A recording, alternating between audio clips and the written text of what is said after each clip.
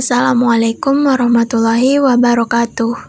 Selamat pagi, siang, sore, malam untuk kalian semua yang sedang menonton video ini. Bagaimana kabar kalian? Saya harap kalian baik-baik saja ya. Semoga hari-hari kalian menyenangkan. Nah, kali ini kita akan membahas tentang identitas nasional. Namun, sebelumnya izinkan saya untuk memperkenalkan diri dulu ya. Nama saya Irmayani dengan nomor induk mahasiswa C1M020064. Saya mengambil program studi agroekoteknologi di Fakultas Pertanian Universitas Mataram. Sekarang ini kita akan membahas pokok-pokok bahasan. Yang pertama, pengertian identitas nasional. Kedua, identitas nasional bangsa Indonesia. Ketiga, hubungan antara identitas nasional dengan karakter bangsa. Keempat, proses berbangsa dan bernegara sebagai identitas nasional. Kelima, tantangan identitas nasional. Dan keenam, upaya-upaya mempertahankan identitas nasional. Simak video ini baik-baik ya. Sebelum kita bahas lebih jauh lagi, alangkah baiknya kita mengetahui apa itu identitas nasional. Identitas nasional berasal dari dua kata, yaitu identitas yang artinya ciri-ciri atau jati diri, dan yang kedua dari kata nasional yang berarti kebangsaan atau berasal dari bangsa itu sendiri. Jadi dalam konteks ini, identitas nasional adalah suatu perwujudan terhadap nilai-nilai yang tumbuh dan berkembang dalam semua aspek kehidupan berbangsa dan bernegara atau secara nasional, dan memiliki ciri khas yang dimana ciri khas ini sebagai pembeda antara negara yang satu dengan negara yang lainnya. Selanjutnya, kita akan bahas apa saja sih identitas nasional bangsa Indonesia. Namun, sebelum kita membahas bagaimana bentuk identitas nasional bangsa kita, ada baiknya kita membahas apa saja faktor-faktor pendukung identitas nasional. Faktor-faktor pendukung identitas nasional ada dua, yaitu faktor objektif dan faktor subjektif. Faktor objektif meliputi faktor geografis, ekologis, dan faktor demografis, yang dimana faktor ini yang membentuk wilayah kepulauan Indonesia beriklim tropis, terletak di persimpangan antar wilayah Asia Tenggara, dan mempengaruhi kehidupan demografis, sosial, ekonomi, dan budaya bangsa Indonesia. Dan yang kedua, faktor subjektif yang meliputi faktor historis, politik, sosial, dan budaya yang dimiliki bangsa Indonesia. Dengan faktor ini membentuk bangsa Indonesia dalam pembentukan masyarakat dan bangsa serta identitasnya. Seperti yang kita ketahui, Indonesia adalah negara yang majemuk. Kemajemukan ini merupakan gabungan dari unsur-unsur pembentuk identitas. Lalu apa saja unsur-unsur pembentuk identitas? Yang pertama adalah suku bangsa, yang dimana suku bangsa ini golongan sosial yang sifatnya sudah ada sejak lahir. Yang kedua adalah agama, yaitu kepercayaan atau keyakinan yang dipilih setiap orang. Di Indonesia sendiri ada 5 atau 6 agama yang tumbuh dan berkembang. Yang ketiga adalah kebudayaan, yaitu hasil cipta, rasa, dan karsa yang harus terpenuhi dalam diri setiap manusia. Dan yang keempat adalah bahasa. Seperti yang kita ketahui, bahasa nasional kita adalah bahasa Indonesia. Dan Indonesia sendiri memiliki sekitar 300 dialek bahasa. Dari unsur-unsur yang sudah dijelaskan sebelumnya, dapat kita rumuskan ada 3 sifat yang ada dalam identitas nasional. Yang pertama, fundamental, yang dimana fundamental ini berisi Pancasila yang merupakan falsafah dasar dan ideologi negara. Dan yang kedua adalah instrumental, yang dimana berisi Undang-Undang Dasar 1945 dan tata perundang-undangannya.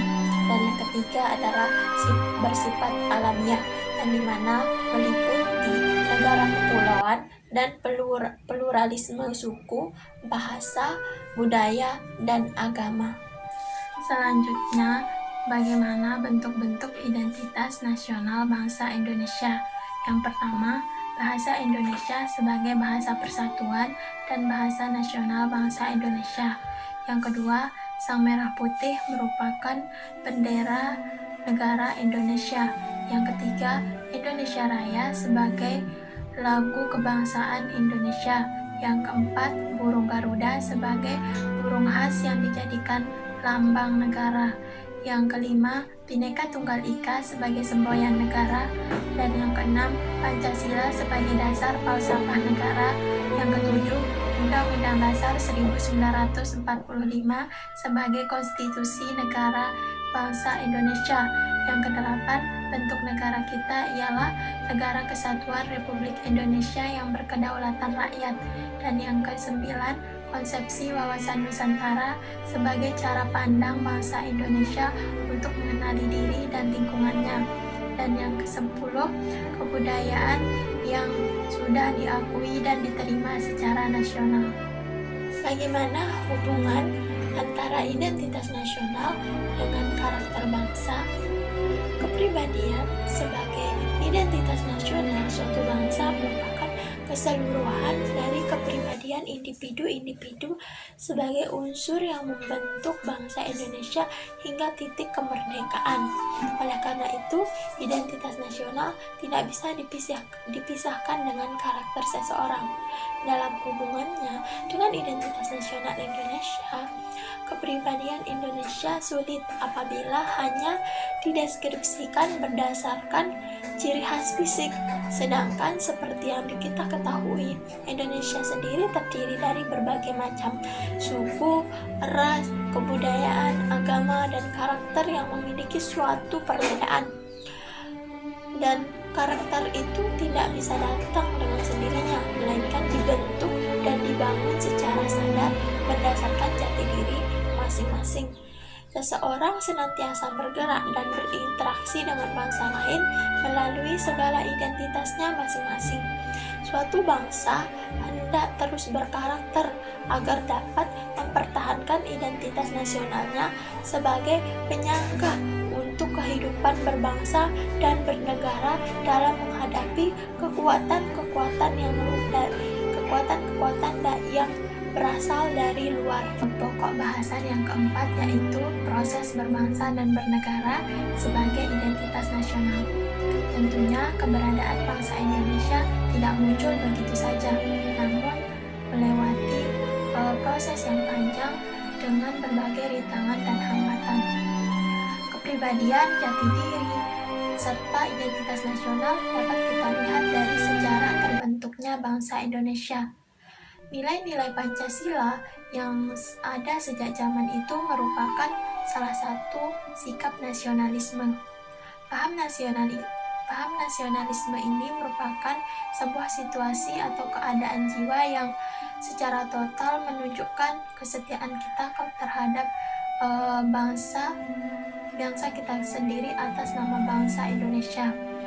Jadi, munculnya paham nasionalisme ini terbukti efektif sebagai alat perjuangan bersama merebut kemerdekaan dari penjajahan kolonial. Jadi, paham nasionalisme ini dalam hal ini kita katakan bahwa paham ini sebagai paham yang mengantarkan pada konsep identitas nasional. Selanjutnya, tantangan identitas nasional. Pada era globalisasi ini, identitas nasional menemukan banyak sekali tantangan, yaitu seperti contohnya pertama, lunturnya nilai-nilai luhur di dalam kehidupan persatuan dan kesatuan berbangsa dan bernegara. Seperti halnya rendahnya semangat bergotong royong.